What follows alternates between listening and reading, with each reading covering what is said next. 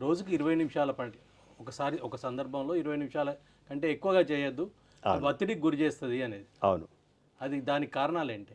ఈ రోజు కూడా చాలామందికి తెలియక నేను 4 గంటలు చదువుతానండి, 10 గంటలు డ్యాన్స్ ప్రాక్టీస్ చేస్తానండి, లేకపోతే 8 గంటలు వ్యాయామం చేస్తానండి అంటూ ఉంటారు.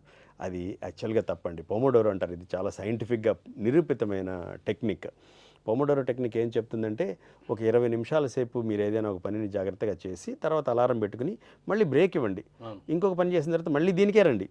సో ఎట్ ఏ టైం 20 నిమిషాల తర్వాత ఏముందంటే మన మైండ్లో ఆ కాన్సన్ట్రేషన్ తగ్గుతుంది.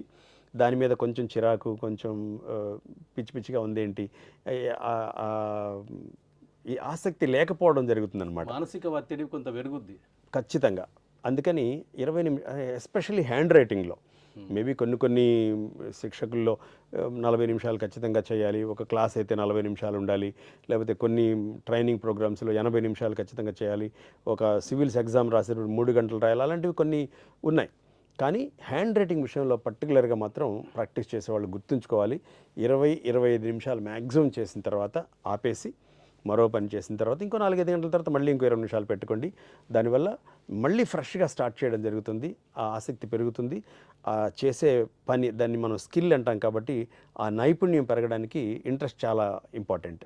20 నిమిషాల తర్వాత ఇంట్రెస్ట్ తగ్గిపోతుంది కాబట్టి నైపుణ్యం సరిగా జరగదనమాట అక్కడ. చేతి రాతకు బ్రెయిన్కు సంబంధం ఉంటుంది. ఖచ్చితంగా. మానసిక ఆలోచనలు సరిగా లేకపోతే చేతి రాత కూడా వణుకుతుంది. అవును. కొంత దిద్దుబాట్లకు గురయ్యే ప్రమాదాలు కూడా ఉంటాయి. మీరు చాలా మంచి పాయింట్ చెప్పారు. అందుకే మేమేమంటామంటే దాన్ని అసలు చేతిరాత అనం మేము దానికి పెట్టిన పేరు బ్రెయిన్ రైటింగ్. అసలు మేమే హ్యాండ్ రైటింగ్ అనం దాన్ని. ప్రపంచం అంతా దాన్ని హ్యాండ్ రైటింగ్ అంటుంది. కానీ మీరు చేత్తో ఏమీ రాయరు, మీరు రాసేదంతా మెదడుతోనే. అందుకే చూడండి, ఈ భూప్రపంచంలో ఇన్ని బిలియన్ల మంది ఉంటే ఏ ఇద్దరి చేతిరాత ఒకేలాగా ఉండదు. అవును. మీకు హ్యాండ్ రైటింగ్ నేర్పించిన టీచర్ కూడా వేరేలాగా రాస్తారు, మీరు ఇంకోలాగా రాస్తారు. వేలి ముద్రలు ఎట్లాగైతే ఉండవో చేతిరాత కూడా అలాగే ఉండదు. నేను ఎప్పుడు ఆ 4 చెప్తూ ఉంటాను. మీ వేలిముద్ర, మీ స్వరపేటిక, మీ డిఎన్ఏ, మీ హ్యాండ్ రైటింగ్ ఎవరితోనూ సరిపోల్చుకోలేరు.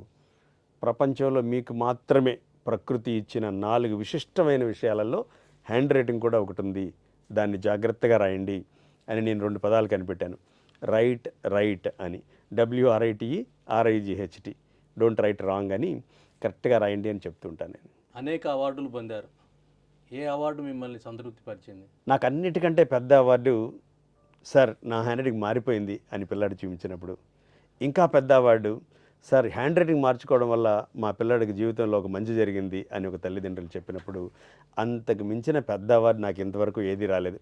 మిగిలినవన్నీ జనరల్ పీపుల్ కోసం, ఫోటోల కోసం, నా ఆఫీసులో కొంచెం అందం కోసం పేర్చుకున్నవే తప్ప, ప్రచారం కోసం ఆర్భాటం కోసమే, నిర్మోహమాటంగా చెప్పచ్చు, కేవలం ఆర్భాటం కోసం అవన్నీ అలా పెట్టుకోవడమే తప్ప, అన్నిటికంటే పెద్ద అవార్డు ఆ పిల్లల కళ్ళల్లో ఆనందం చూసినప్పుడు, వాళ్ళ చేతిరాతలో మెరుగుదల చూసినప్పుడు, ఆ చేతిరాతలో శాస్త్రీయమైన విషయాలను జొప్పించి వాళ్ళు రాసి తద్వారా వాళ్ళు తెచ్చుకున్న మార్పు, తద్వారా వాళ్ళు తెచ్చుకున్న విజయం వాళ్ళు మళ్ళీ నాకు చెప్పినప్పుడు, లేదా వాళ్ళు చెప్పకపోయినా పర్వాలేదు, వాళ్ళని నేను ఇండైరెక్ట్గా చూసినప్పుడు నాకు కలిగే ఆనందం మాత్రమే అన్నిటికంటే మించిన అవార్డు. ఏ శిష్యుడైనా విజయం సాధిస్తే అది గురువుకు మహదానందం. చాలా